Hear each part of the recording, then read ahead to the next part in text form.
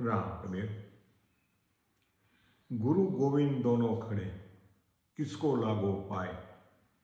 बलिहारी गुरु आपकी, जिन्हें गोविंद दियो बताए। एक कबीर का वचन है, बहुत ही प्रसिद्ध है। बहुत ही धर्म गुरुओं ने, धर्माचार्यों ने, कथाकारों ने इनका भरपूर इस्तेमाल किया है, प्रयोग किया है, मगर सारे लोगों ने उनका गलत अर्थ निकाला है। कबीर ने क्या कहा है कि गुरु गोविंद दोनों खड़े, दोनों एक साथ खड़े हैं। परमात्मा भी खड़ा है और गुरु भी खड़ा है। अब दो व्यक्ति खड़े हैं। अब चेले को तो क्या पता चलेगा कि गुरु को तो पहचानता है, पर कैसे पता चलेगा यही परमात्मा है। तो परमात्मा की पहचान तो गुरु करवाता है ना, ये हमने सुना है। बस इसी फायदा उठाया है, इसी बात का बहुत जबरदस्त फायदा उठाया है उन गुरुओं ने।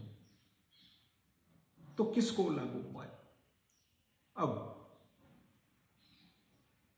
दुविधा तो चेले में है, शिष्य में है, किसको पाँव छुए, किसका पाँव छुए। तो कबीर ने बहुत जबरदस्त प्रश्न उठाया है, अनोखा है। पहली बार कबीर ने कहा है तो गुरुओं के बारे में मुझे बताया है।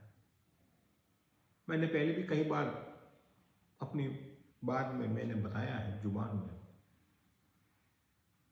गुरु यानी एक मार्गदर्शक।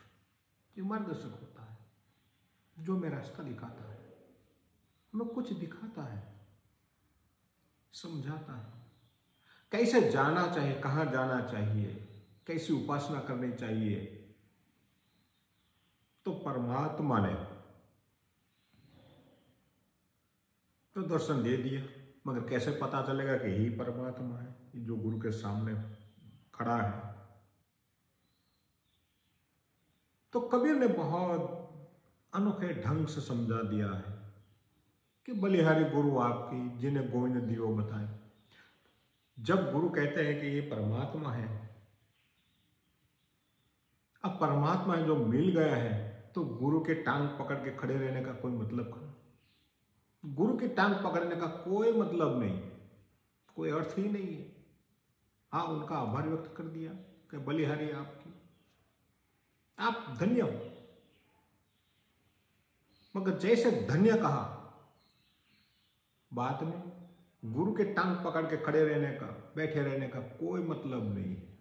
तो इनका मतलब यही है, गुरु की आवश्यकता कब तक है कि जब तक हमें रास्ता न मिल जाए, हमें हमारा गंतव्य स्थान मिल गया है, फिर गुरु की कोई आवश्यकता नहीं है। हमें नदी पार करनी है तो हम नाव का इस्तेमाल करते हैं, मगर कब तक करते हैं, इस किनारे से सामने। अब सामने तक पहुंच गए, फिर नाव को हम उठाकर नहीं चलते हैं, छोड़ देते हैं ना। तो कबीर का मतलब बिल्कुल साफ है। गुरु का मतलब यही है, जब तक तुम्हारा गंतव्य स्थान न मिल जाए तब तक उनकी आवश्यकता है। बाद में गुरु का पांव पकड़कर बैठे रहने से कुछ नहीं होगा। मगर आजकल के गुरुओं ने तो खुद के ही पांव दिखा दिए हैं, खुद की ही पूजा करवाते हैं, खुद को ही भगवान बना दिया, और नहीं भी बनाया तो भी जीवन भर वो उनके पांव की पूजा करवाते रहते हैं। तो कबीर को बड़ी आपत्ति है। कबीर ने बहुत बड़ा प्रश्न उठाया है, मगर सारे गुरुओं ने, सारे कथाकारों ने इनका गलत इस्तेमाल किया है।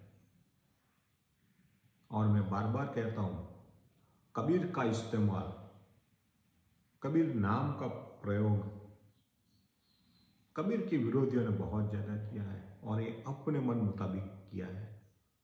तो मैं सावधान करता हूं, आते रहिए, समझते रहिए कबीर को। कबीर की बात तो समझिए, बहुत अनोखी बात है, बहुत अनोखे शब्द है। और एक बार कबीर समझ में आ गया तो दूसरों की आवश्यकता नहीं रहेगी। अस्तु राम।